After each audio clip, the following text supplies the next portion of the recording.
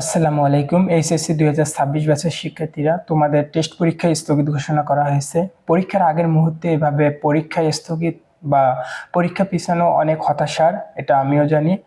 কিন্তু তোমাকে হতাশ না হয়ে তোমার পড়ালেখা চালিয়ে যেতে হবে, কারণ তোমার সামনে এইচএসসি বোর্ড পরীক্ষা। আর এইচএসসি বোর্ড পরীক্ষার চেয়েও বড় কথা, তোমার সামনে তার কিছুদিন পরেই এডমিশন টেস্ট। তো এডমিশন টেস্টের কথা চিন্তা করে হলেও তোমাকে এখন পড়ালেখা চালিয়ে যেতে হবে, কারণ তুমি এখন যদি কন্টিনিউয়াস পড়ালেখা চালিয়ে না যাও, হয়তো তুমি এইচএসসি পরীক্ষায় একটা ভালো রেজাল্ট করতে পারবা, কিন্তু তুমি এডমিশনে গিয়ে ধরা খাবা। এডমিশনে কিন্তু খুবই লিমিটেড সিট। চাইলেই 10 লাখ, 1 লাখ, 2 লাখ সে পাশ করে দেওয়া সম্ভব। চাইলেই 1 লাখ, 2 লাখ A+ বা গোল্ডেন A+ পাইয়ে দেওয়া সম্ভব, কিন্তু চাইলেই 1 লাখ, 2 লাখ পাবলিক বা মেডিকেল বা ইঞ্জিনিয়ারিং সিট দেওয়া সম্ভব না।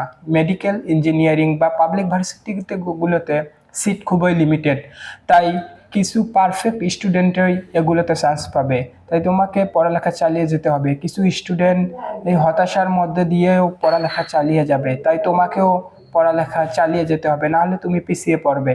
তো আর হচ্ছে, যাদের প্রিপারেশন খুব ভালো ছিল না, তাদের এটাই সময় তাদের পড়ালেখাগুলোকে গুছিয়ে নেওয়ার। আর যাদের পড়ালেখা অলরেডি গোছানো হয়েছে তাদের জন্য বেশি হতাশার, কারণ তাদের পড়ালেখা পরীক্ষা টার্গেট করে গোছানো হয়েছিল, কিন্তু পরীক্ষা যেহেতু পিছিয়েছে তাই পড়ালেখাটাকে আরও গুছিয়ে নিতে হবে।